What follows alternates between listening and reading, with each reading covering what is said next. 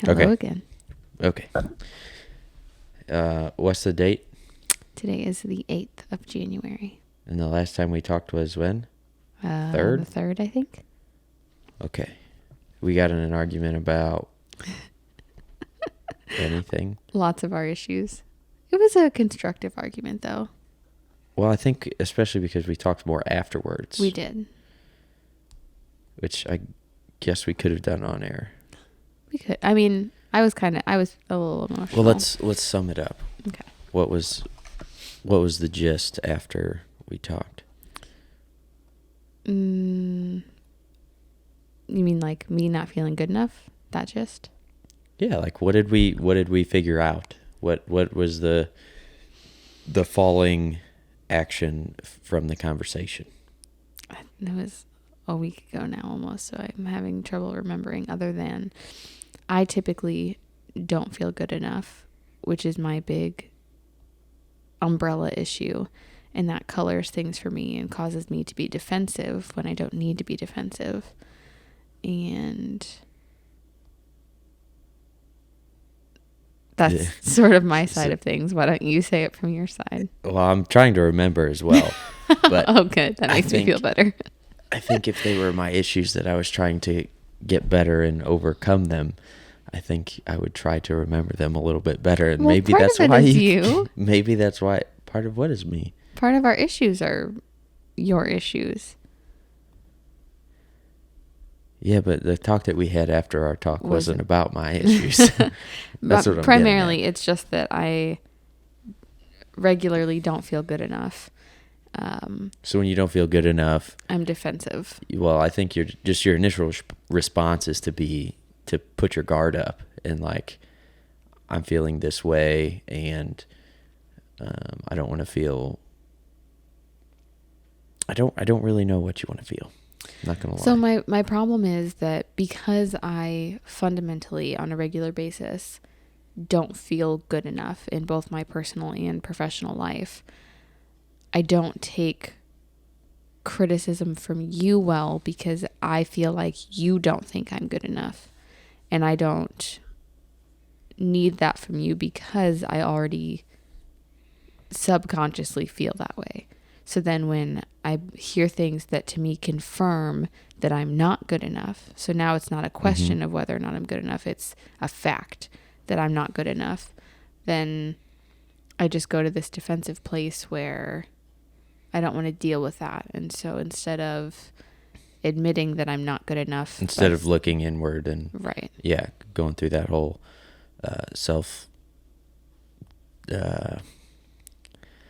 instead of reflecting and being able to work through it initially, I try to just shut it out because I don't want to hear that. And that's why I get defensive quickly. So what did we figure out that you were going to do to make that better? Because I think we basically said, what doesn't make you feel good enough? Like things that you do throughout the day, things that other people say to you. I mean, it's a compilation of things for me. So and primarily it's personal. It's not a, it's just something I need to continue to work through. It's an issue that the more experience I get in life, the more things that I do, the better I feel about myself, and the less I feel like I'm not good enough. So it's not just tomorrow I'm going to know that I'm good enough. And when I say the things that I have just in the last couple minutes about, I consistently feel not good enough. It's not like a constant thought. It's not something I think about all the time or even every day. But then when I'm faced with things that I didn't do well enough, or I forgot to do this task at work, or I didn't get it done by a certain deadline, or I didn't take the trash out when I should have in time, or whatever the case may be, the things that are small but add up, that's when I really start to get on myself about not being good enough. And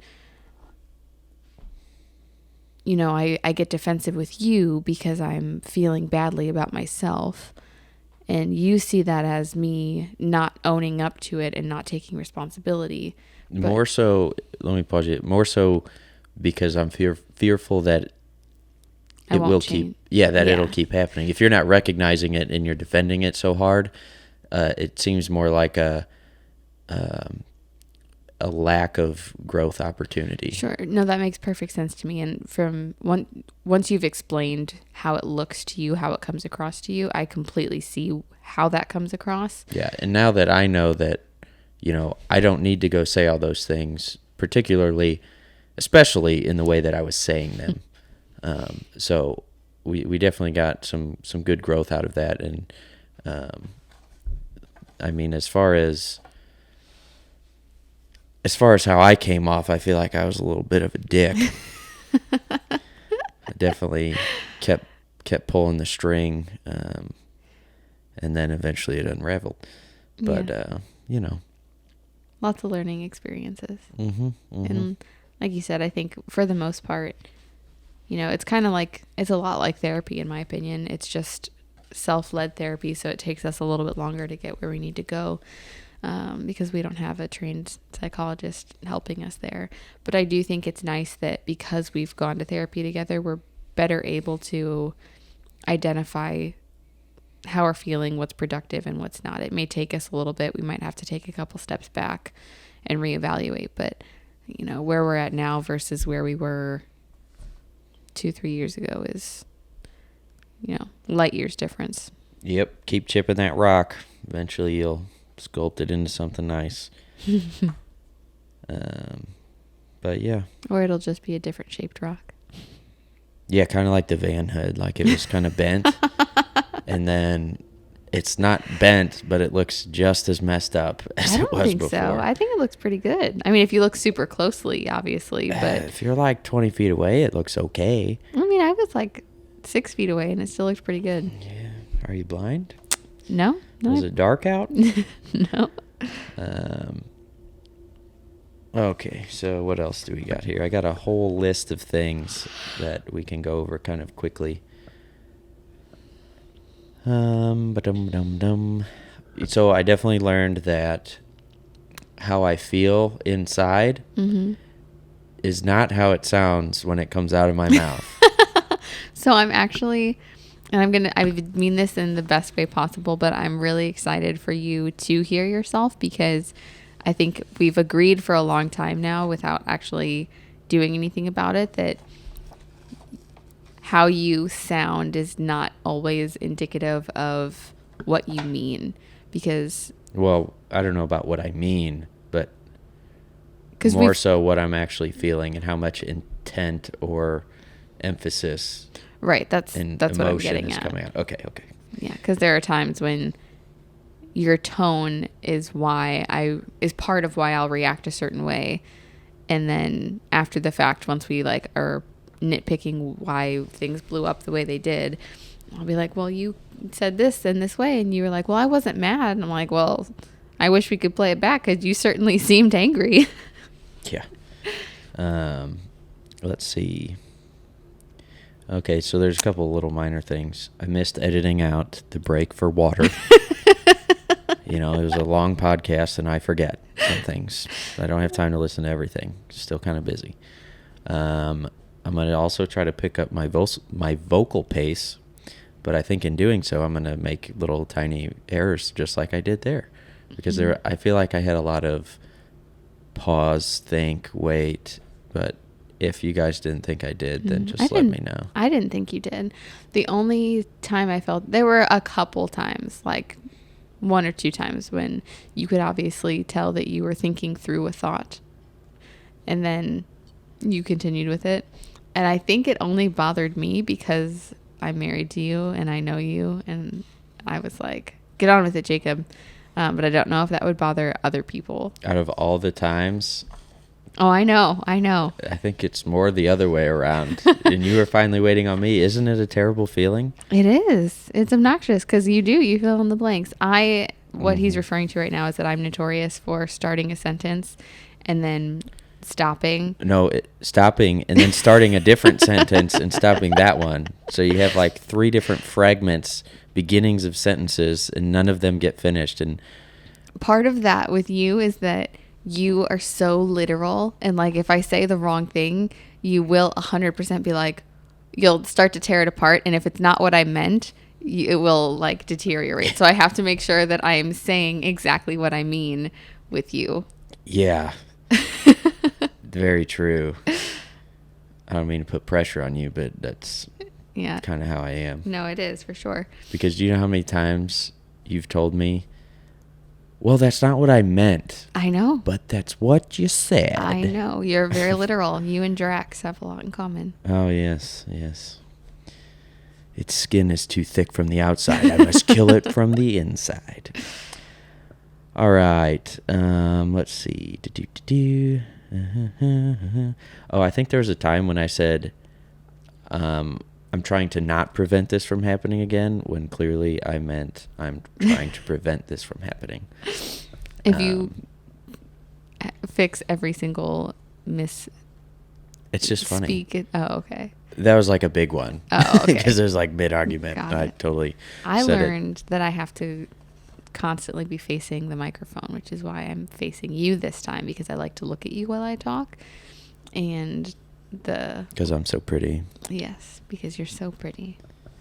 All right. Okay, starting at video number 1. Those were just some like general things, I think, to get out of the way, which we have to circle back, because the whole thing was about us and how we met and how we got married, and we didn't talk diddly squat about how we got married or our honeymoon how we or got any engaged, of that. Any of that. Yeah. So I'm going to write that down, and I'll be honest, I have no idea how to spell marriage. There's a lot of weird letters in there.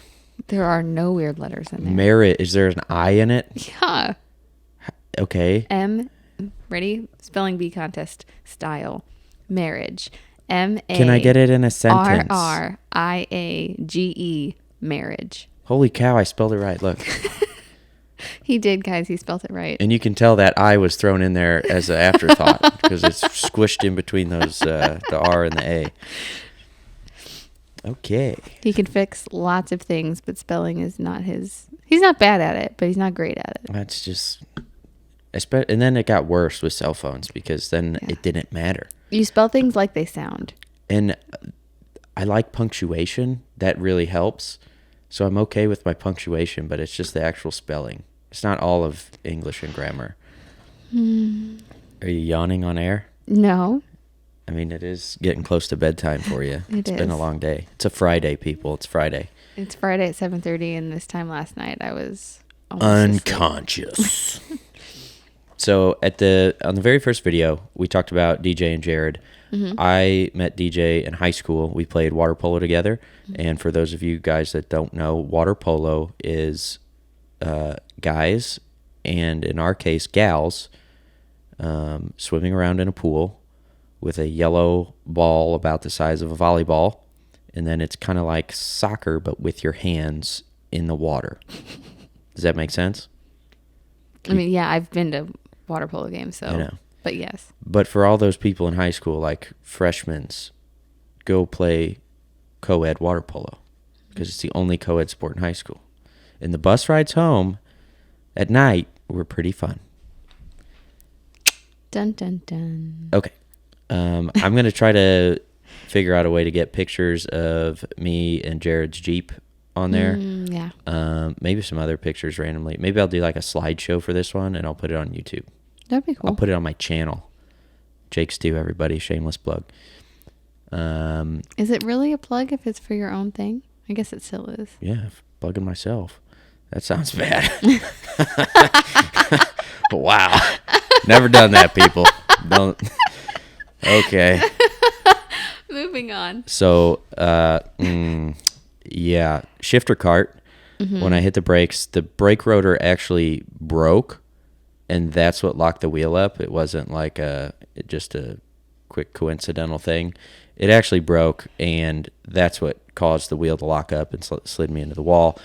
And of course, I did have on full PPE just in case. Like, I had on a full race suit. I didn't have gloves on, which I'm not really concerned about the gloves in this circumstance, but I will say I saw a video on 1320 video. A guy wrecked his car at the end of the quarter mile or eighth mile, whatever they were racing. rolled over a couple times, and then it caught fire. And he flops out of the truck or car, whatever it was. And the first thing he says is, my hands. And then that made me think, man, I'm going to have to get some gloves whenever I get this shifter cart, because I am going to get one. Moving on. I just put a video on my YouTube channel about all my computer parts, and you were saying that I go into the deep end on things. Mm-hmm. And I definitely went into the deep end with the computer stuff. You can watch that video for more information. I would challenge you to name something that you are interested in that you did not go into the deep end with. I could tell you some things. I could tell you all the things that I have gone into the deep end with. Right. My challenge is the opposite of that. Dirt bikes. Yeah, but you self-admittedly are not great at dirt bike riding. It's just, it's unnatural to me. Sliding something on four wheels is more natural.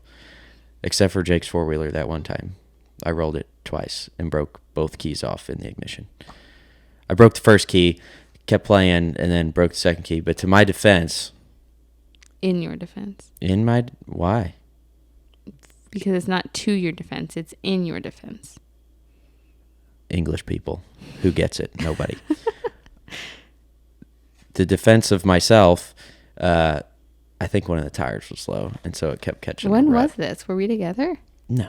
Okay, I didn't think so. This was back before Jake lived where he lived, back when it was just his dad's place. Okay.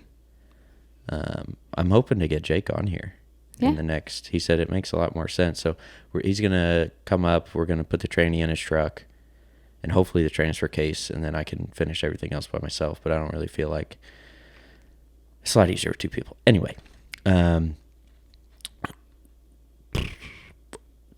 why did we get the 240 wagon? Why do I like wagons? A couple of things. One, my first car was a Volvo, and I... Okay, that had nothing... Sorry, I didn't know that was a thing for you. Like, no, you wanted to get a Volvo? Okay. What was your first Volvo, Jennifer? My first car was a Volvo S60. Lame. It was not lame. It was cool. That was the first thing you ever bought yourself? No, my parents bought it for me, but I paid them back. Well, I was in the process of paying them back, but I never really paid them the full sum. And then we sold the Volvo for me to buy the Jeep. Did you? So you basically bought the Jeep. You paid for the whole Jeep, probably. Yes. Yeah. Because the Jeep was probably cheaper than the Volvo. Oh, by quite a bit. Yeah, I wouldn't recommend a Volvo for a 16-year-old. They're safe. I was going to say, that was why they got it for me, so it was very safe. It was safe, but like maintenance and the cost of operating the thing. I mean, realistically, the only things that we maintenanced were tires and brakes and like oil changes. I know, but I'm saying like with something bigger than that, yeah. Like that and just parts I think are just more, they're generally more expensive. Like a tie rod end is going to be more expensive on that than it would be for Cobalt or something. Yeah, I think they were mostly just concerned with safety. Yeah, so they're good for that. The reason that I like wagons is because I forgot what I was driving before I got my first wagon.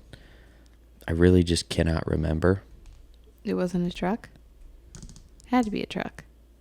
Which one? The blue one? I did have that flatbed for a little bit, and then I think I had to get a car. Regardless.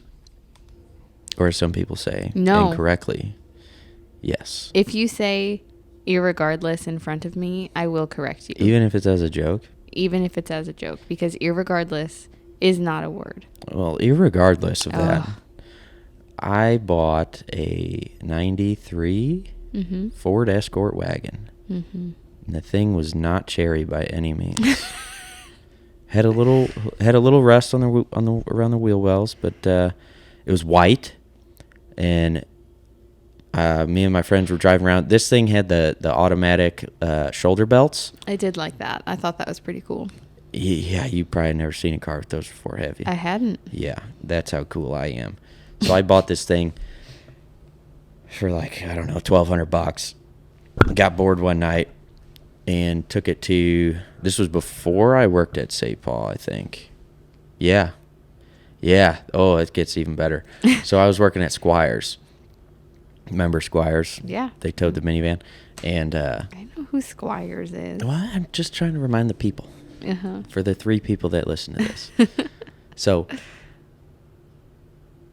we got bored, took it to Dan's work, which was St. Paul, the GM dealership that I would later go to work at. And on our way there, we stopped at Home Depot because I've always wanted a Woody wagon. And I go buy some contact paper that you're supposed to use for like your 8th grade locker shelves. Picked out the perfect wood grain, the perfect color, and we striped my car all the way around. Well, both sides. And I think I even did a little strip above the glass on the rear hatch. You also put it on the center of the hubcaps. Oh, yeah, because it had the Ford with the oval, and then it had like a little circle around there. Yeah. I think I have one picture I might have a couple pictures of the wagon. But anyway, that thing lived a great life up until it was cold one morning driving to Metal Tech, and apparently the neck on my radiator said it just had enough and broke off. Instantly dropped my water temperature gauge to cold because it was like, I don't know, 20-something degrees that morning at 5 whatever in the morning driving there. And I was like, well, with my attendance record, I was going to keep it, and it cost me that car. I made it there, but it wasn't happy after that. It had probably a warped head, cracked head, blown head gasket, name one of those 3 things. But that's okay. And that's why we got the Volvo, because it was another cheap car. I think it was like $1,200. Mm-hmm. And when we bought the property the first time I took it down there, broke the parking brake on it. Mm-hmm. Trying to, like, literally made it 15 seconds into the property, tried to do a handbrake slide to get it to rotate, and it said, nah, not doing that. And it doesn't rotate very good without it, because it just kind of plows. You can get it to chuck a little bit, but anyway, see, tangents, people. But we also like wagons because we have dogs, and at the time we also rock climbed, and we were like, this is cool because you can put crash pads in the dogs and fit lots of gear, and it's lots of space, plus it's fun. So that's also. Yeah, and then I got a Corolla, and I was like, you can't fit diddly squat in the doors. You can't fit anything in the trunk.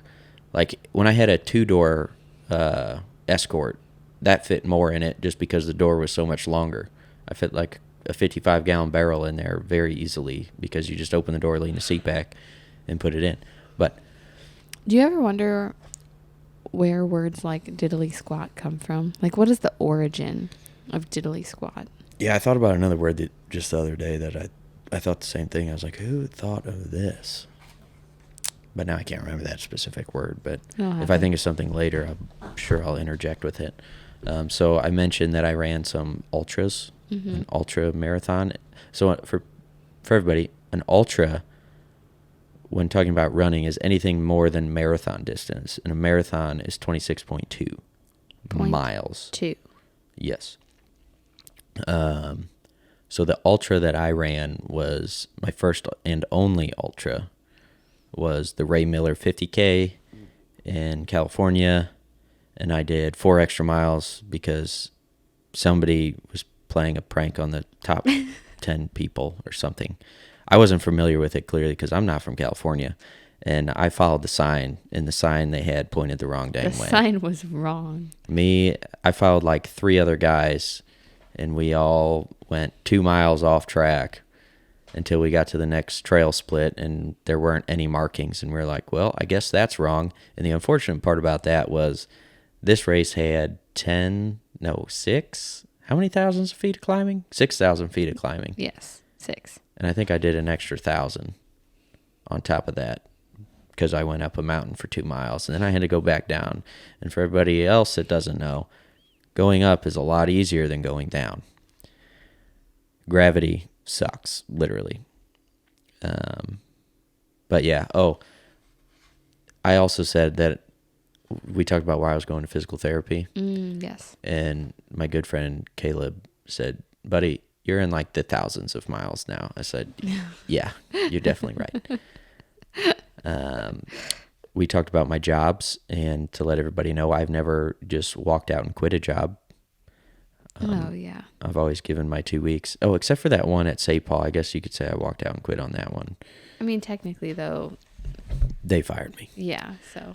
It was a mutual firing. Apparently, I sound like a stuck-up complainer who quits everything and has authority problems. Who said that?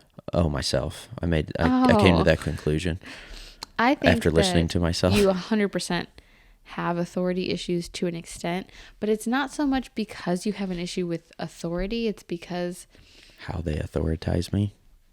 No, it's because you have a specific work ethic that is very, there's a right way to do things, and everything has to be done the right way. And so when you have a manager or a boss or a leader who... I don't know. I wouldn't qualify any of those first terms as a leader, because a leader wouldn't do certain things. That's the problem, that as, so I'm... When you're in that position like you are at your job, right, you would be considered a leader because of how you lead your troops. And I try to be, and I would rather be. So I've read books about, and if you ever look up the difference between a manager and a leader, my title is a manager, but I aspire to be a leader versus a manager, because a manager just tells you what to do and then follows up and makes sure you did it. But a leader is going to coach you on how to problem solve so that you are better able to make decisions for yourself. And it's ultimately going to make the leader's job easier if you're doing it right. So that's what I try to be. So if you had that, to a certain extent, I think you'd be better off. But I think the bottom line for you is that eventually everybody lets you down. And it's very, very hard for you to work every day with somebody and hold them in the same esteem that you started out with.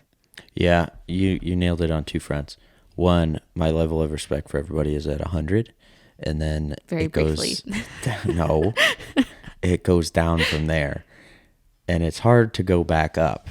It's very hard to go back but up. It does. But honestly, once you prove yourself and you go back up, like it's hard to get rid of me. Then it really is. That's true. And then the other thing is, you mentioned being a leader is more like you teach your employees a thought process of problem solving. And that is basically what I feel like Universal Technical Institute, or UTI, taught me. Unfortunate. What is that called? Oh, shoot. Don't say it. What is that called? An anagram? I don't know. Is it an anagram? I don't think it's an anagram. No, I don't think it is No, what either. Is that called? Oh my gosh, guys. An abbreviation? No. Okay, she's gonna jujule it, everybody. Jujule. We're breaking out jujule on the podcast. So I mentioned layout. How many people know what layout is, do you think, babe? Layout at Metal Tech? Yeah. Oh, nobody. So layout is the fancy measuring, in this case, of machined castings or raw castings. We had some pretty cool equipment. We had a CM... Acronym. Oh, Sorry. I was so gosh. close. You were. What did I say? I wanted to say anagram too, actually. But I knew that was wrong. So I knew it started with acronym. an A. Sorry, everyone. Moving on. Layout had some cool tools. There's a big old steel surface plate that we'd set giant castings on, and it had a track. It was very, very old school CMM, coordinate measuring machine, I think. Ron Bone can correct me if I'm wrong. But basically it had an X-axis that went left to right. It had a Y-axis that went away from you and towards you. And then it had a Z-axis, which went up and down. And then it had a little probe on it, and it went boop every time you touched the casting. Boop. And then it would basically plot those points on a computer screen.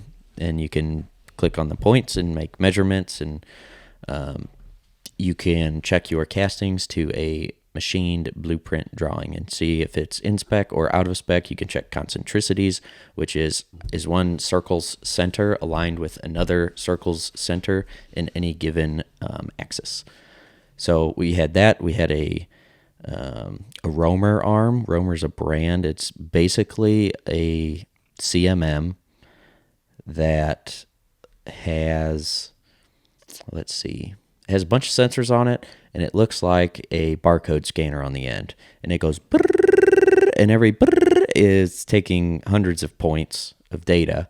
Basically, rather than going boop one at a time, it can scan a whole bunch of them, and it will 3D model your casting.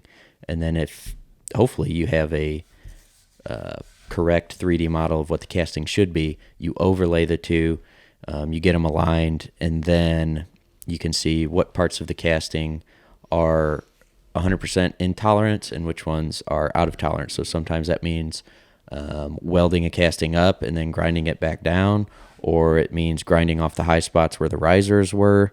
And risers are basically fill areas that, so when metal cools, it shrinks, and when it's hot, it expands. So you pour a whole bunch of liquid metal in a mold, and as it cools, it's going to shrink. So you have to have a riser on it, and that is basically think of it like a reservoir for hot metal. And as that casting shrinks, it can pull from that riser.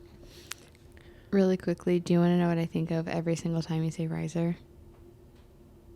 No. I think of choir and the risers that we stood on in choir class that were metal with like the weird carpeting on them. That's what I think of every single time. Yeah, I didn't do choir, clearly. I did. With that nasally voice, you can't You do have a choir. decent voice. If you were in choir, you would have been fine. Whoa, you're saying I'm not fine now, dude? I mean, I'm like 100% awesome. My son falls asleep every time he listens to me. he's not a good gauge. What are you talking about? He's a 6-month-old. He's got all the reference in the world. Does he fall asleep when he listens to you? No, because I'm so captivating that he wants to continue to be awake. He cries to hear me. That is untrue. Untrue. Let's see what else. So I had to go on my rant because you were nursing our kid, and we chose to not do bottles or formula, and that's the agreement that we have. So don't think I'm a jerk because I said, "Oh, you got to go take care of the baby." Oh, yeah. Because my nipples don't have milk coming out of them. Did you know that there are some cases, though, where men have been able to produce milk? I'm not one of them. This is true. I'm just saying. I'm not saying I've tried to milk myself, but I haven't had any leakage or anything. I just think it's interesting. Okay. So I still have running goals, just not competitive ones, basically. Yeah, I still want to run. I want to go to the Grand Canyon and do rim to rim. I think that's it's like 17 a really miles. Safe bet to say that you always have goals. That's just kind of who you are. I'm going to do a podcast about goals because I want to set some big goals for the year. Like I'm a big list guy, and I got the note taking app on my phone, and I have a bunch of things on that note taking app. Stuff that needs to get done, stuff I want to get done, and goals, big goals. I have stuff that I want to get done in there as well. Do you? I do. Like house stuff, like house projects, house things, and then some like personal goals. My problem is that I'm just not as disciplined as you when it comes to them. Like I still want them. I still want to achieve those goals, but then I don't like beat myself up as hard about it when it's not realistic. The other thing too is that, like we've talked about, there's more on my plate when it comes to taking care of Jackson still. For sure, the balance is not quite there yet, but he's starting to eat more things now, which is better for you. Yeah. And also him. But yeah, so like running goals, I still want to do Grand Canyon rim to rim. That sounds so cool. The first time I went, run it? Yeah, the first time I went to the Grand Canyon, I was just totally taken back, and that was on our trip to. Did we talk about this? I don't think so. Trip to King of the Hammers? Holy cow. I don't think so. Well, I'll talk about that with Don or somebody because... Yeah, that would make more sense. King of the Hammers, just real quick. It's in California. Me, DJ, and Don drove 2 lifted Jeeps. We finished the one Jeep, I think the day we left. I think I was up to like 12 or 1 because I was still working nights back then, so I was kind of up and about at that time. Working nights? Was I not? No. No, I don't know. I usually go to bed early, but apparently that night I was like, somebody's got to get this done. I think I worked. I think I got good sleep the day before, and Don didn't because he was working on the Jeep trying to get it done. Yes, that's accurate. So they went to bed. Yeah, and you stayed over there. Yeah, I spent the night over there and worked on the Jeep. Because I was at DJ's, right? Correct. Yeah, I remember that. Anyway, we drove these Jeeps across the country to California and went to this giant event called King of the Hammers, and it's awesome. Anyway. Pictures of the door frame repair. I don't have any of those pictures. I already looked. Talking about from Same Day Door. I did that weld repair job. And just to be clear, I'm not unhappy for working on any of my friends' or family's vehicles because it probably came off like that, and that's definitely not how I feel. I'm simply looking at ways I can generate money. Oh, fun fact, I did just get my business cards today. So, and your lovely wife brought you business this week. You're welcome. Yes. All because I talked about the extended crank time after filling up your fuel tank. Yeah, because you worked on your friend James's car, and then I was like, hey, that's what my friend is having an issue with. Mm-hmm. So yeah, I got business cards, and that's good. It is. Wow, I wrote that down twice. That's funny. I did my fair share of drinking. That I'm sure of. So yeah, I talked big about not drinking. I don't do it anymore. True. I think in the last year and a little bit, I might have had a drink of wine. Yeah. Like 1 drink out of my wife's glass. What else? I think drinking is such an interesting thing. Like, I feel like we could have like a whole talk about that because I just have such interesting insights to it because I started drinking so young. My family drinks a lot. You know,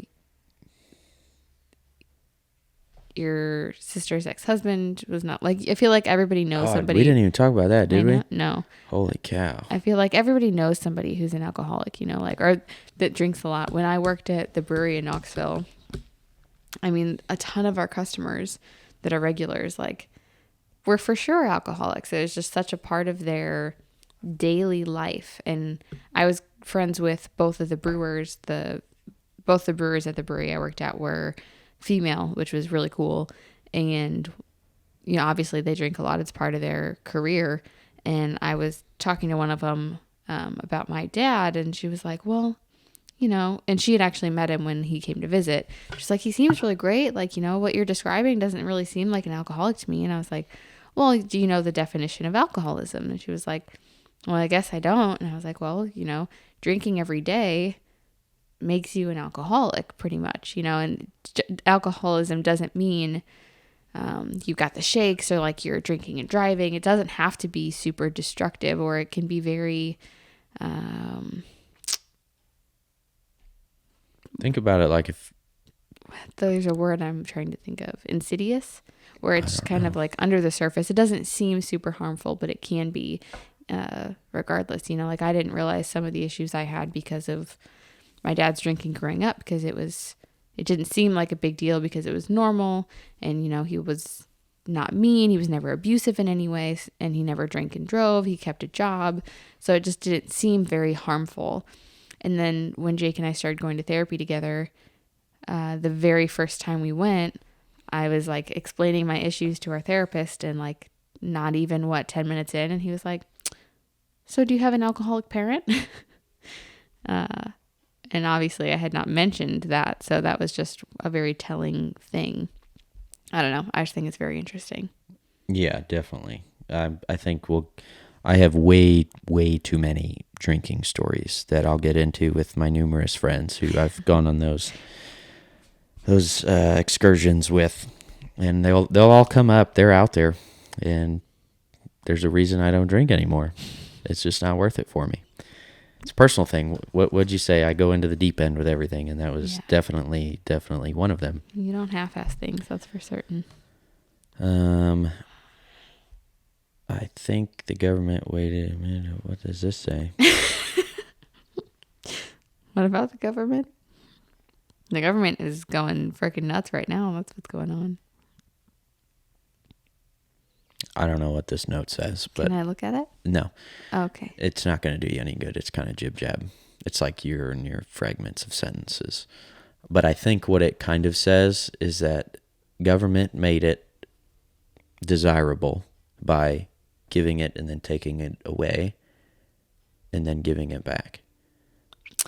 Yeah. Kind of like how cars get popular. So think about like the FJ Cruiser. Before, I know what you're saying, before the FJ, like the new body style. When they came back out with them, now it's like, oh, wow, those are super cool. Let's get them.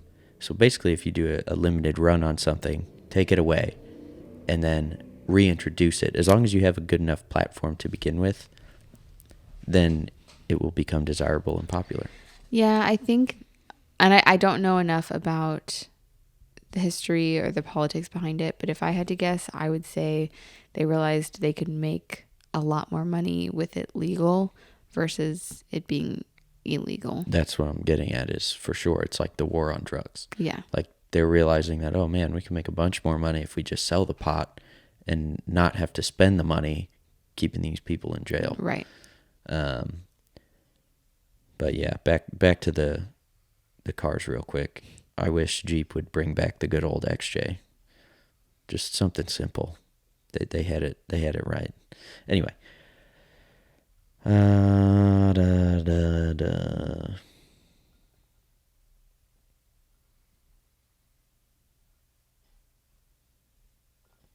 This says frequency of hammeredness is down. What? I don't know. Made sense at the time. I literally watched the couple videos and kind of clicked through and took notes on them, but some stuff just doesn't make it through. Your frequency, I would say you're like your frequency of drinking? Well, yeah, hammeredness is basically being hammered. So whatever, it went way down, but there was just one straw that broke my back, apparently, and I should keep reading my note because it says the Knoxville drinking story. We decided to go out with our dear friends, James and Stacy. I miss you very much, James and Stacy. They were almost our only friends there. Without them, we would have no friends there. Yes, very true. Yeah, they're great people. We should go visit them, although they don't live there anymore. We moved to Knoxville, and then like 6 months later, they left us. They left us. That's from Jurassic Park, people. But basically, the one time the boss was going to be in town, and we had to go down to another farm with her to check it out. Oh, I forgot about this. It was like a Friday, and we went out with James and Stacy to a bar, had some beers, and the beers that I have I like the stouts, the heavier beers. Make just a little notation here. We went out with James and Stacy to not just bars. We went to like craft breweries. The Knoxville craft beer scene is very impressive. And since we were growing hops, we would go around to different breweries every weekend and try different beers. Research, people. Research. Yeah. Very fun research. I had a lot of fun that night, apparently, and the 8 to 9 to 11% beers that I was having let me have a lot of fun. And then I think we even went back to the house and played some games and had some more fun. Yeah, I wish I remember where we went. Well, I think it was Hexagon. They had some good stuff. I think that was when me and James talked about how we like textures, certain textures. What was his? Something about smashing things on the roof of your mouth. No, that's me. I don't remember what his was. His was like blueberries or something like that, and like feeling them pop. I think grapes maybe. Yeah, feeling them pop in between his teeth. He liked that. Me, I'm a big like smasher. I smash things on the roof of my mouth with my tongue. Peanut butter, oatmeal, everything. Savor the flavor, baby. It's great. Jake just told me about a peanut butter flavored alcohol. And I said, man, I'm sure glad they didn't have that back when I was eating peanut butter, which, by the way, I don't eat peanut butter anymore. I can't have it. I'll eat a whole pound of peanut butter in one sitting, and then I'll regret it for a while. It's just so good. And I'm talking the natural peanut butter. Now, you put me on some Jif, that's a 2-pounder, easily. Gone. Go get the 2-pack from Sam's. That's 4 pounds of peanut butter. That's like less than a week, people. Less than a week. Then that's thousands and thousands of calories there with all the fat. So we go out drinking with James and Stacy for research purposes for our farm. Next morning, I feel like dog turds, sicker than sick. And the owner of the farm takes us out. She flew in from Manhattan, New York, whatever, and she's driving us around. Trees down on the road. Got to back it up. Well, it's a country road. The next driveway was, I don't know, 150 feet away. So she had to back up 150 feet because the road wasn't wide enough to just turn around on. I think it was. She just didn't want to do a 15-point turn. So she's backing up, and then she's almost off the edge. Pulls forward, backing up. Did this like 3 or 4 times, and then we finally turn around. I offered to back it up for her because in my state, that was just such an easy thing to do. You had the width of... anyway, we started hitting these windy roads driving out to this farm, and I was just folded over in the back seat, head between my knees, just like I might just hurl. I feel like an idiot. And then I was on struggle bus the rest of the day. And it was at that moment I said, I really gotta stop. And there were many, many other moments before that where I should have stopped. Do you remember the embarrassing thing that happened to me while we were on that farm? Yeah, you shocked the crap out of yourself because you're a moron. Yeah, ding-dong millennial here walks up to an electric fence with her phone in her hand, runs right into the fence with her hand. So in my defense, I didn't know that there was an electric fence there because Did you see it? No, I literally didn't. Yeah, because you were on your phone, looking at your phone, trying to record the chickens or whatever. There were chickens. It was cool. They had a really cute little chicken coop that looked like a little house. Anyway. She dropped her phone in the chicken coop. Because I scared myself by shocking the fuck out of myself. Don't say that word. But we've literally already said it on every other podcast. But not this one. Well, I was going to mark this one as for kids. No, you weren't. Probably not. So, that was that story. Yeah. What's next on the list that I probably can't make sense of?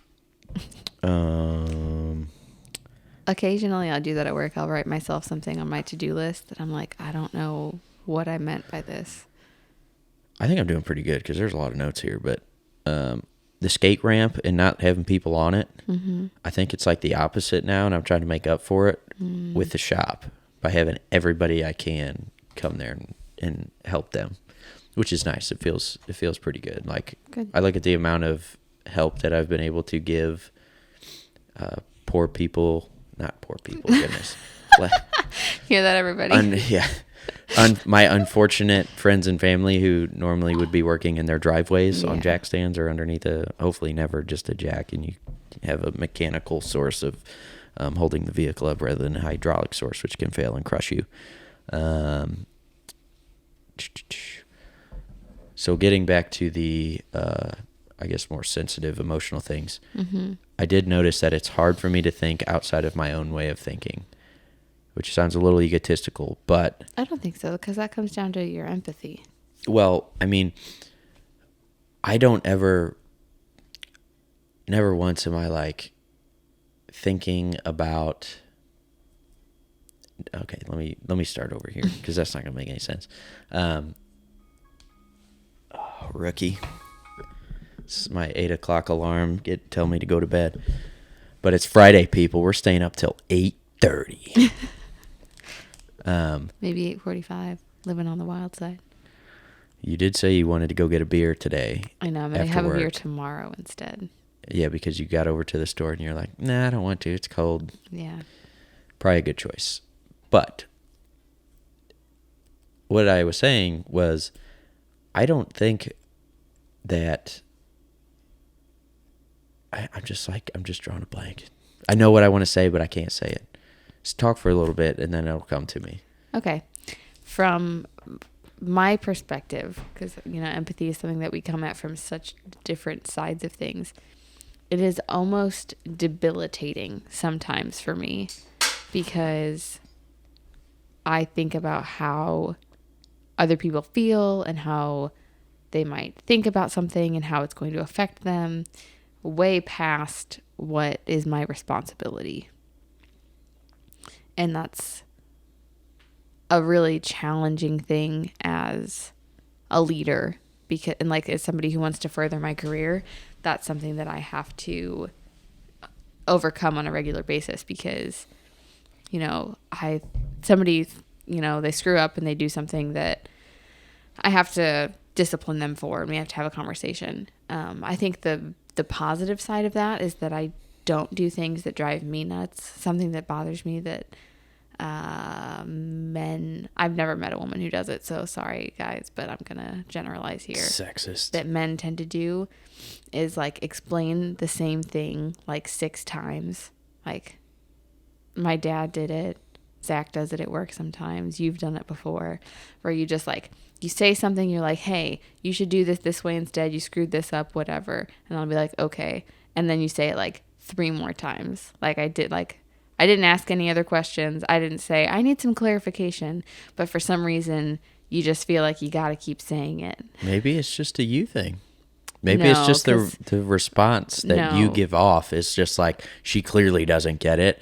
I think it's just your look. Like, you just look dumbfounded. Like, it's almost like you're just saying it to get the person to shut the heck up. But I know both my dad true. And Zach do it to more than just me, so I definitely know it's not a me thing. Well, good then. But regardless, do I do it to other people besides you? I've heard you do it at least to one other person. My mom? Yeah. I love my mom, but I do too. She's not the greatest communicator. No. But apparently I'm not either, though. Nobody is. No, honestly, yeah. It's a. I feel like it's one of those things that. We have notes from my mother that we should. Do you want to pull those up? Oh yeah, keep talking. I'll pull that in a sec. Anyway, unless somebody, I like to give people more of the benefit of the doubt, like even past sometimes probably the point where I should. So that's when it becomes more of like an issue. But when you start making excuses for them. Yeah. Not in a bad way, but just in general. Yeah, and it's one thing too for me that I'm like, We have an employee at work who his learning curve was slower than others, and he wasn't like the strongest employee right out of the gate.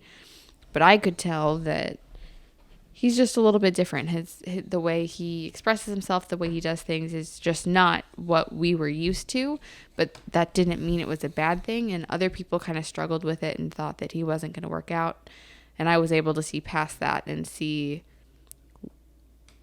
He would say things that came across as very negative, but for some reason I was able to tell he doesn't mean it negatively. He just doesn't know how else to say it.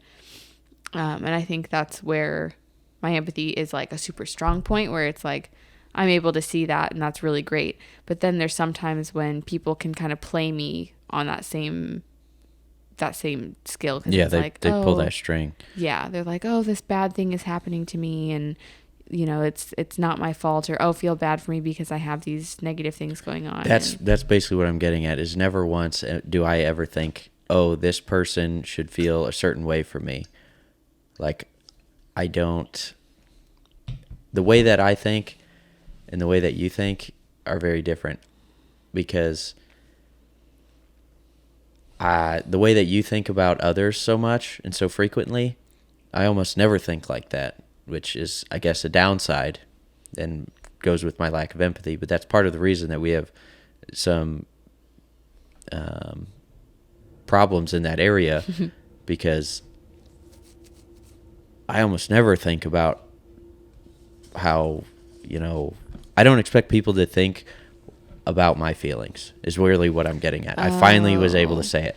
I don't know why it took so long to come out, but that's really what I'm saying is I getcha. People they can do whatever they want to do, and it doesn't matter what they do as far as how it affects me, because I can control how I feel about certain things. And if you want to say to my face, I'm a this, that, and another, that's fine. You're entitled to that. You can say whatever you want. But I don't cater to other people's feelings like that, and because I don't expect anybody to cater to my feelings like that, because that's not the way I look at it, and I don't know why. I've never looked at it that way. I'm never like, oh man, this, like, I take note of some things. Like, I know my uncle, the way that Don's car was on the rack, and he's like, my uncle said, oh man, this wheel's just totally bent. And I was like,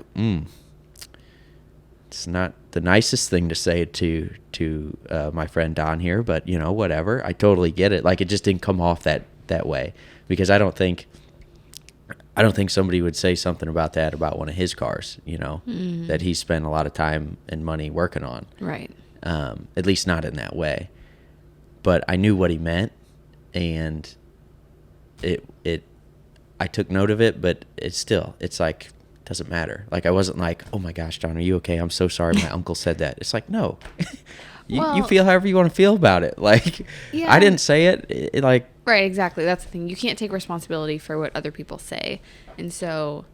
That's why it's hard, because I usually don't let what other people say affect me. At least I try not to. See, and that's I could argue either side of that, because I think it would be a pretty sad world if nobody gave a shit about how their words affected others. I think that people. I'm learning that. Yeah, and that's the thing, is it's like, sure, it would be nice if what people said didn't affect you. But I think realistically, it does. If somebody that you respect, and there's lines, because if somebody I don't respect tells me I'm shit, I don't care. Or somebody that has like no merit. Right. But if, you have a lot of respect for your dad. If your dad said, hey, I think you're a failure, and had reasons if he said why. That, and he gave me some reasons, I would look at those reasons in my head, like I would self-reflect and be like, is he right? Right, but that's what I'm saying, is that it would affect you, because you would think about it, you would take it in, versus like if somebody you didn't know off the street said you're a failure, So it's one of those things that I think people like to imagine, or would like to think that words mean less than they do, but I have always been very cognizant of how words affect me, because you're so affected by everybody else's words. I'm very literally, I can think back to why I started shaving my legs in grade school, because I remember who said to me something not about because they were hairy, but because somebody said something about it. Somebody made fun of me for it, and so I was like, well, that feels bad, I'm going to change that. And there's multiple things like that throughout my life, that I remember one single comment from a single person and it changing how I viewed things. I remember I have some stuff like that too. Nothing specific off the top of my head, but I've definitely had times when I'm like, oh, that person said that, and now it's usually for like the better. Oh, here's some examples. One thing, when I was a kid, I used to wet the bed. And my mom told me once, I was probably 11, 12 maybe. I wasn't that old. Middle school. Middle school? 11, 12 is middle school. 12 is typically 6th grade, I believe. I don't know. It was like 6th grade, probably. And she's like, hey, if you don't stop wetting the bed, we're going to put a device on you that is going to shock you whenever you pee. Now, whether or not that's a real thing and they do that to poor little boys, I don't know. But I know sure as shit it wasn't going to happen to me. You're not strapping nothing on my little dinghy and shocking me every time I pee. Heck no. Needless to say, I stopped drinking water at a very certain time, and I made sure I went to the bathroom before I went to bed. And then I didn't really have any problems. Another time, my uncle Jimmy said, so my uncle used to teach diving, and he's like, yeah, one summer I came back, or after one summer, and I started coaching again, one of my divers was in a wheelchair, and he was telling everybody that he was in a car accident. And he told me one day that he was out partying and he passed out, sitting on his ankles, and blood flow got cut off below the knees, and that's why he couldn't walk anymore. And I don't know if that's real or not, but again, that stuff definitely stuck with me. Yeah. And there's been a couple other incidences like that. So I don't know if that's just a ploy for don't drink. People to try to change me, but sometimes it works. Yeah. See, and I think it's interesting because... You had one like that with drinking and driving. I did. I am not proud of this at all. It's probably one of the things I'm most ashamed of, but when I was in high school, I drank and drove because I wanted to drink, and I also wanted to be home at night and didn't know any other way and didn't... There is other ways, people. For sure. It's called calling a parent. It's okay to call a parent. Or Uber or a friend or anybody else if you're now they have Uber, not in a safe parent situation. But, yeah, don't do that. It's very bad. And I was fortunate enough that nothing bad happened.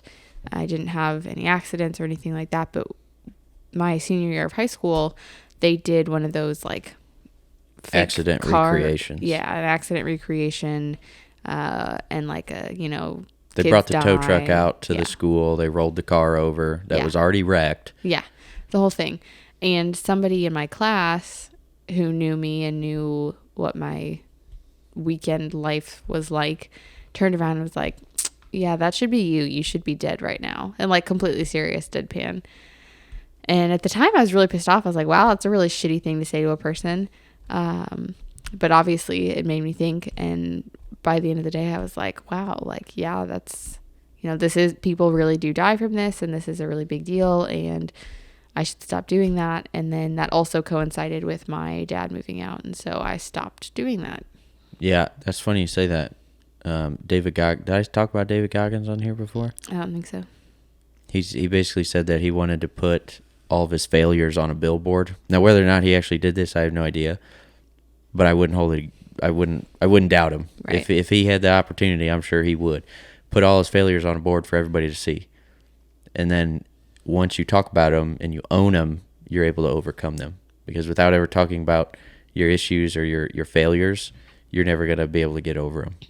Well, yeah, and I think also it's just like things are stigmas and things are swept under the rug because people don't talk about them, and then it's just made to be more shameful because you don't talk about it versus, there are some things that are personal and you can talk to one specific person. You don't want to air it to the world, which I certainly understand. But for the most part, most of my failures, it's freeing to talk about them. It's freeing to put them out there, and then I don't feel as ashamed because it's like, yeah, I certainly recognize. You get over them more. Yeah. Like, I'm definitely not proud of drinking and driving, and it's absolutely something that I hope to avoid, passing on to Jackson, and that we give him all the tools and all the resources so that he never does that. I don't know. I hope he never does that, but with my track record on drinking and yours, this kid's going to be drunk by the time he's 13. I don't think so, because there probably won't be any alcohol in the house because we don't have any in here now. Well, that won't stop him. That's not a... Well, I'm aware of that, but the funny thing is, when I went to quote unquote college and lived in an apartment with friends, we used to, imagine high school a lot, imagine college life, but just in apartments and not dorms or frats or whatever. Right. And, I made it through that, and my dad a year or two later was like, yeah, we were driving or something. And he's just like, yeah, I didn't know if you're going to make it or not. I'm like, what do you mean, Dad? It's like, I said, you mean like you thought I was going to die? He's like, yeah. I was like, why wouldn't you say something? Yeah. I had no idea you thought it was that bad. Now, granted, they did drive all the way up with the rest of my stuff, and I was throwing up in the bathroom when they got there, and I never saw them. They unloaded stuff and left. I felt terrible. Well, yeah. And then there was also the time that apparently my phone dialed him while I was boxing Jake. I did hear that story. David said something to me similar once too. When I stopped drinking and driving, David said something like, yeah, I'm really glad that you've calmed down a little bit. I was really worried about you. I was like, in the future, if you're worried about me, let's have a conversation about it. Friends and family. If you're concerned about somebody, say something. Say something to that person, because they might be totally unaware. Whether or not they want to hear it or not, maybe they're aware and they don't want to hear it. Yeah, but like knowing that people care really can make a difference. Yeah. Well, and like in the same vein as the earlier conversation, words do affect people. It may not be an immediate change, but your words certainly have the ability to make a large difference in somebody's life. Yeah. My goodness. It's getting late here. It is. What are we at? 8:30? 8:20. Oh, goodness. Well, let's spend the remaining time talking. Oh, real quick, though. Yeah. The podcast that I released had verbiage of you saying, this isn't stuff that I want aired. Oh, and yeah, I got the okay. Yes. I got the green light to air it. Like we just said, sometimes things just need to be put out there. That, also, and I think people can relate to it. I agree. They might be able to have, you know how many times we've listened to things and been like, that's you. Yeah. Oh, and that's me. Yeah. Like so when we watched Free Solo. Oh, yeah. That's a good movie. Everybody should go watch that. But right now we should probably talk about how we got married. So my first fiance got it better. I don't think so. No, well, clearly not, because she didn't win me. It was more grand, but it was less personal in some ways. I don't know. So what I did with her was I bought a big roll of paper, like a 4-foot tall roll, and some black paint, and painted blah, blah, blah, will you marry me? And then I had my friend Dano roll that sign out on the grass in a windy day. Bless his heart, he got a bunch of people who were standing around gawking at the arch to help hold it down. And I took her up there, and we looked down. At the arch. Like, you didn't really specify. Yeah. We were at the St. Louis Arch, people, 630 feet up in the air, because that's how tall it is. It's not 632. I guessed that wrong in a trivia night once, and I felt like an idiot. I don't know where I got the 2 from, but yeah, that's how I asked her, and we all know how that turned out. How did I ask you? It's actually a funny story. Why? Because the whole time, so Jake and I like to hike together, and we go on hikes, and we had gone on a couple hikes at Washington State Park that were shorter, and there was a 6-mile loop hike that we had yet to do, and we'd been planning on doing that. And so this one day in December, we were like going to go do this hike, the 6-mile one finally, and I came down with a cold, and I felt pretty crappy and didn't really I still wanted to go for a hike, but I didn't want to do 6 miles, and I knew I was like kind of tired and didn't feel great. You remember this way better than I do. I don't remember any of that. Very specifically. So I didn't really feel great, and I was like, hey, I don't really feel awesome. Can we do the shorter hike instead of a longer one? And he was like really short with me, and he was like, yeah, fine, whatever. And it was like very, very brusque. And I was like, oh, I guess he's kind of mad that we're not doing the 6 mile, but I just really don't feel very well. So we're getting ready. We go for this hike, and we've got our dogs with us. And the way down there, I had reached over to put my hand on your leg while you were driving. And he like really quickly grabbed my hand and like put it back over on my lap. And I was like, oh, okay. Well, I guess he really is mad at me. This is awkward. And I like asked him if everything was okay. And he was like, yeah, it's fine. And so it was just kind of awkward. So I was kind of just like, well, I guess he's mad. Like, I don't know what I did or why he's mad at me, but whatever. And so we start going on this hike, and our dogs are like sniffing like crazy. Like they smell something really interesting. Like, which they've done on hikes before. Which they have for sure. But like more than normal, enough that I made a comment like, oh, a dog must have just come through here or something, because they're very interested in the path that we're on. And then we're hiking a little bit further along, and we had gone to Yosemite a couple years earlier. And what are they called when people stack the rocks? I don't remember, but I know what you're talking about. So, you know, when people like stack rocks to like signify that they went this way or to like make a note of something on a trail, there were a couple of those. And I was like, oh, look what people did. That's so funny. And then we got to the like top of this trail where there's like a really pretty lookout. It's a bluff on the big river. Yeah. And we stopped and we're like looking out there, and then we're like getting ready to continue walking, and I thought Jake was tying his shoe, and then I turned around and he was not tying his shoe, and he was proposing, which was great. And obviously I said yes, but his sister and her then husband were there to take pictures of it. And so because she had a nice camera, I asked her to drive 45 minutes out of her way to take pictures, to take some pictures for me, which was awesome because we have a really cool book now of these pictures. But because our dogs are protective, and somebody like popped out of the woods to take pictures of us, our dogs were like losing their minds a little bit, and we're very much like, intruder. Yeah, so the funny thing, he had put an X in sticks on the ground, and I specifically remember walking past that and being like, whoops, I don't know when to do it now. So because I couldn't just stop in the middle of hiking. Right. And so eventually I said, oh, let's look off over here into this field off the bluff. Yeah. And that's when I did it. But yeah.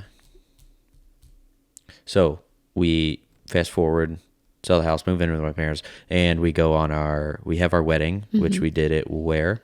We were going cheap, low key. Yeah. We had our wedding at the dog museum at Queenie Park. Which isn't there anymore. Which is no longer there, unfortunately. It moved to New York. But I made an arbor for it. We had all of our friends and family there. It was very nice, very beautiful, very elegante.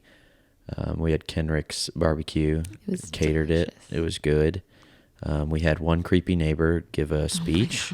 That was very creepy, and he unfortunately is no longer with us. But that happened. Yeah. Somebody actually took the mic from him. It was that uncomfortable. Thanks, Aunt Lynn. Anybody who was there can laugh because that was like that was probably one of the only times it was like a train wreck, and you just couldn't stop it from happening. The thought of somebody coming up and taking the microphone was nowhere in my mind. I was so baffled by what was happening and like so intrigued into where it was going. It was hilarious. It is now hilarious. I didn't think it was hilarious then.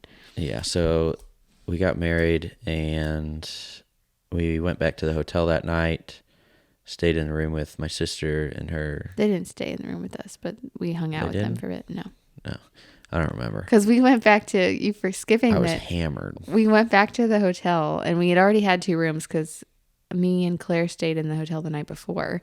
Oh, yeah. And we get back to what we thought was our room and our key isn't working. And we're like, well, that's weird. And the hotel had checked us out, even though we had a reservation for 2 nights. And so I'm standing in my wedding dress and a flannel shirt with my bag in the hallway of this hotel with Amy's ex-husband, while you and Amy went down to the front desk to figure out why our key isn't working. And they had checked us out of our room, and then they upgraded us to like a suite. I do remember that. Yeah. And I thought it was like some elaborate joke. Like I thought that like your parents upgraded us to a suite or something. Like I couldn't wrap my head around that. Like they really just screwed up, and we ended up having a suite for our wedding night, which was kind of cool. But anyway, so the next day we wake up. We drove, and then we drove, and then we drove. Yeah. We actually went to my parents' house, changed, got our suitcases, and then we drove down to Steele, Alabama. I didn't even know. I just knew Alabama. And what's there? Horse Pens 40. Yep. Horse Pens Mike. Awesome guy. Yep. Go see him. Super, super cool dude. He thought that, these are some of the oldest known mountains, I think that he said. Like some of the rock up there geologically was dated to be very, very ancient. Anyway, it's up on top of a mountain. Tons of big rock formations and boulders to go climb. Very unique features. Really cool to look at. And they had just had a music festival there the night that we got there.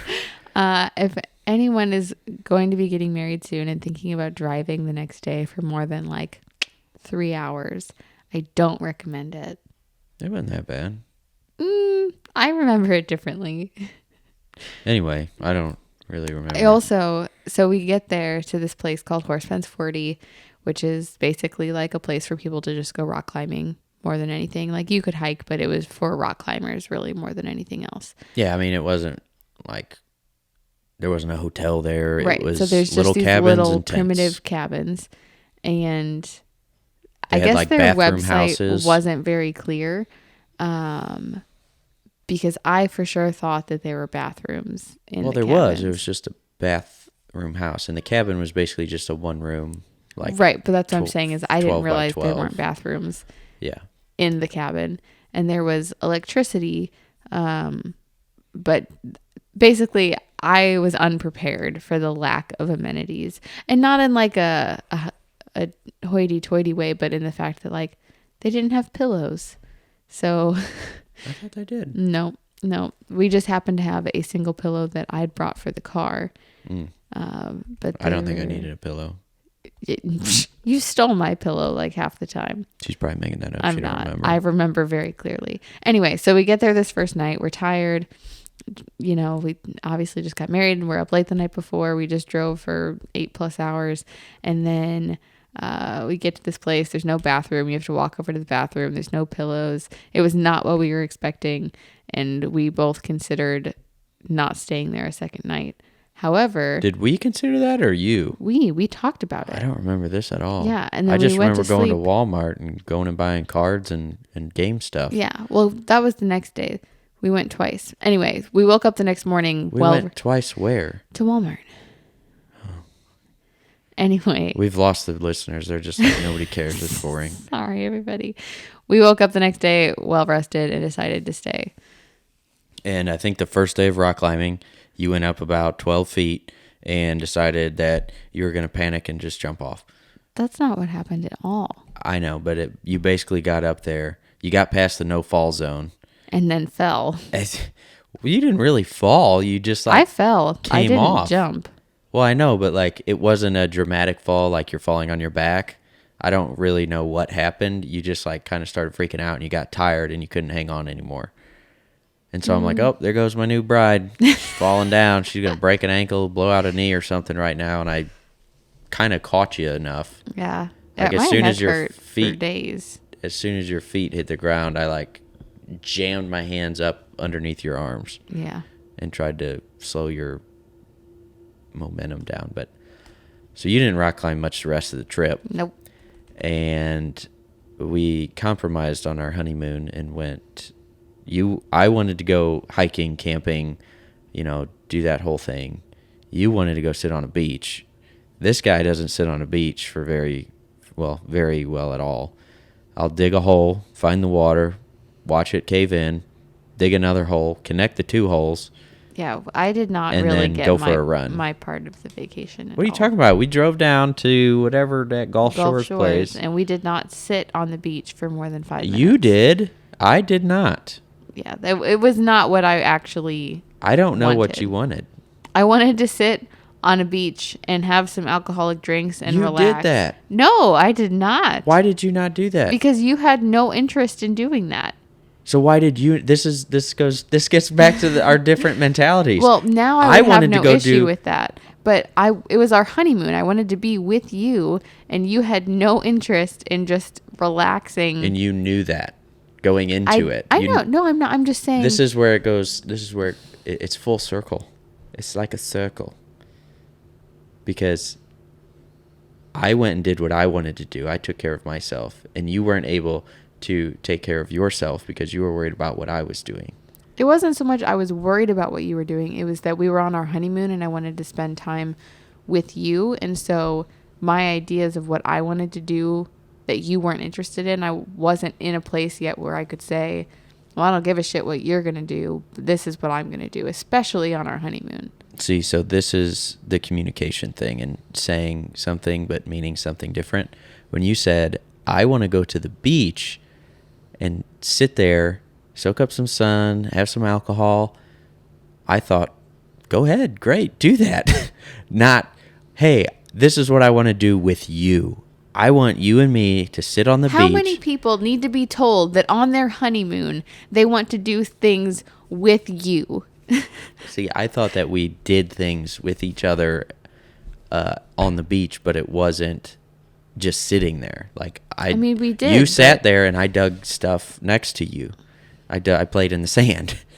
That's what I'm getting at. So in my head, we did stuff on the beach together. We did. I just didn't do the same thing that you did on the beach together.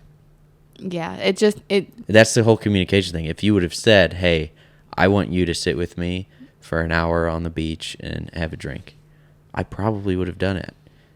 You got to ask the right questions. You got to form it. And now I just know, and I will take beach vacations with Claire and not you. Yeah. And Kelsey. You, Claire, and Kelsey can all go beach it up. And then me and Don will go do stuff. Don wants to go sit on the beach and drink with us. Well, me and Michael then will go. We'll go do our athletics, and he can outsprint me. Not to single you out, Don. If you want to go do things with Jake, that's fine. But also, Don likes to sit and drink too. So. Yeah, there was a time in my life that I did that well, and it's you not really. Never sat on the beach and drank well. No, you didn't say, Don, if you want to sit on the beach and drink.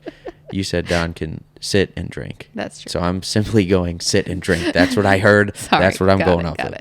The beach was not inclusive in that sense. All right, people. Are you done? It's what, 8 something now? Yeah, it's bedtime. Yeah, I'm yawning. I'm tired. I got cotton mouth. It's 8:33. We did pretty good. Yeah. Okay. One request. Just let us know who you want us to talk with next. I don't think they know who they want. Maybe they heard a lot of names on this podcast. We dropped them all. Just pick a name out of a hat. We are going to Florida soon to see Claire and Michael. And Claire is a doctor now. So she's Dr. Vaney. She has a lot of varicose veins all over her face now. That's terrible. No offense to anybody who actually does. I feel really sorry because I hear that's quite painful. Anyway, her name is Dr. Vanny. So, yeah, we'll be having some videos and some updates and stuff from them. Yeah. But good night, good afternoon, good morning, good lunching, whatever time it is for you that you're listening to this. Hopefully not the middle of the night. Hopefully because you should be sleeping. All right. Bye, everybody. Bye.